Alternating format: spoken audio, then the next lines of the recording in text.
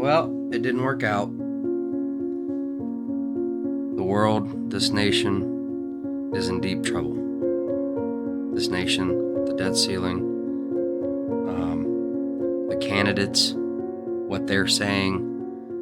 There's a lot of good going on with people waking up, and there's things are in full swing, especially for those with eyes to see and ears to hear, that can see that there is an enemy and that they are working together or against each other. Doesn't matter. We don't have to go into all the minutia between the weather and the money, the housing market. So much going on. Change of industry, so many different facets from every angle, so many different angles. Absolutely. I heard that in California, there's some parts of California where the homes are not insurable. Like it's Or so that State Farm will not be opening any new insurance right, policies. right, And what that's going to do is cause people to move out of there right. and taking their politics with them, voting for the same type of, call it whatever you want, same representatives that are going to implement the same policies and do the same thing. Okay, that's one aspect, but then also think about if okay, it makes it to where home ownership is almost, you can see where if it keeps going like that, if Yeah. that's the precedent, uh, home ownership will be unobtainable because. Well, that's the whole thing. It brings the 2030, you'll own nothing and be happy, Right. More to light. Because if it's not, obviously if you have a mortgage, you have to have insurance. So that means if these homes are unable to have new insurance policies, then no mortgages. So, whoever owns it owns it. Do with it what you will. But now we also insert extreme weather events. And, You'll fires, own nothing, tornadoes, you'll be happy. floods, earthquakes, right? And so it's almost risky now to own a home because you could lose, when so previously much. in our father's generation or our forefathers' generations, owning property, owning a home was a solid investment. That's right. And the financial level of entry was far lower. Yep. Same thing with like nice cars that we consider beautiful works of art and classics today. Were only a few $1,000s, and now a new F-150 is like $79,900. It's like $80,000. Right. Okay. Especially, Lord forbid, you're trying to keep up with the Joneses, and get the next best, newest thing, the trends and all that. But we'll pump the brakes full stop. We wanted to go live tonight and hang out with you guys. Situations have changed. Things have happened to where we have more free time. And we wanted to get on here tonight, and we've just been running tired. We're just tired, so we apologize, and we wanted to say hi and touch base with you guys and let you know that we are trying to go live more frequently. I know it's probably a broken record at this point.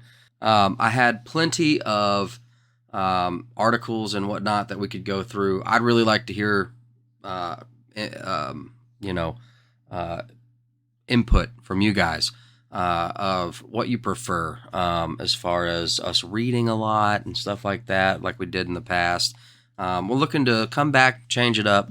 We're open to suggestions. If you guys just don't care, that's cool. We'll just see you guys soon on one of the new live streams. And I would like to also go into, wanted to reintroduce ourselves in this format, and say hi and maybe go over some of the stuff that happened as to why we have free time and why it didn't work out. And if that's not something you're interested in, that's totally fine. But anyway, guys, I wanted to bring you what really matters, and that's the word. So just a few verses real quick just to go over with you guys. For there is one God and one mediator between God and men, the man Christ Jesus. That's First Timothy chapter 2, verse 5.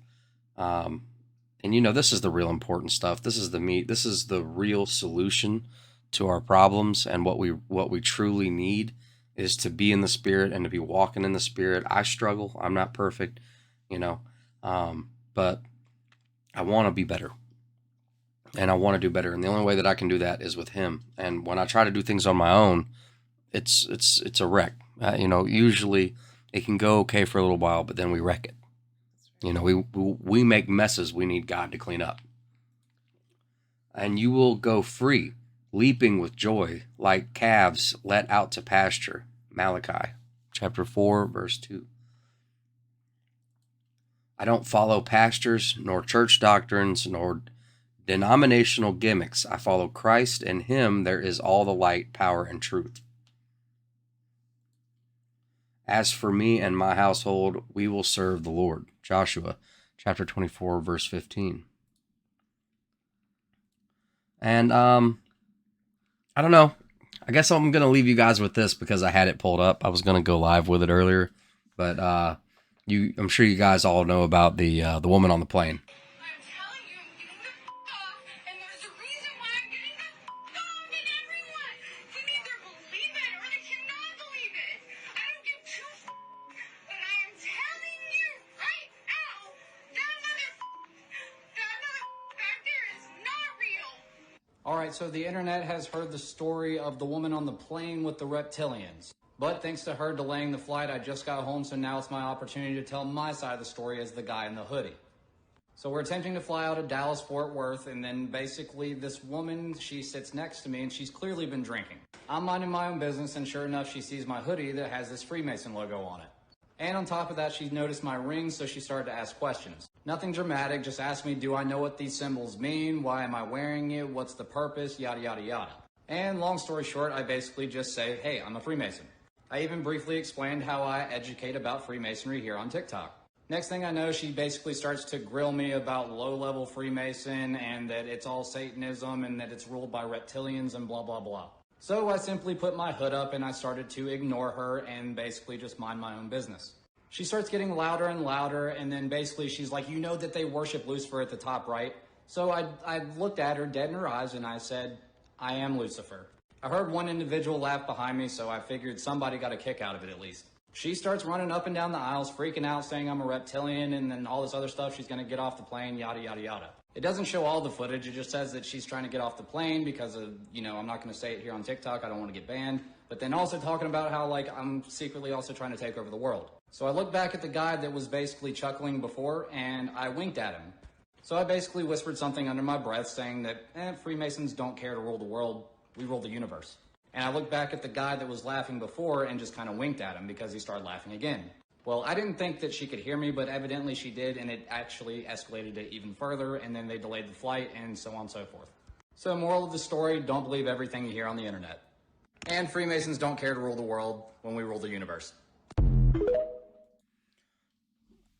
What do you guys think? I mean, that is allegedly the guy, but I knew I believed her. No, I'm just kidding. yeah, that is definitely, Okay, my problem is that, when people are bold like that, it's probably just a joke, right? But when people are that emboldened in their statements, I'm like, nah, I'm going to believe you. I know that she had been drinking, value.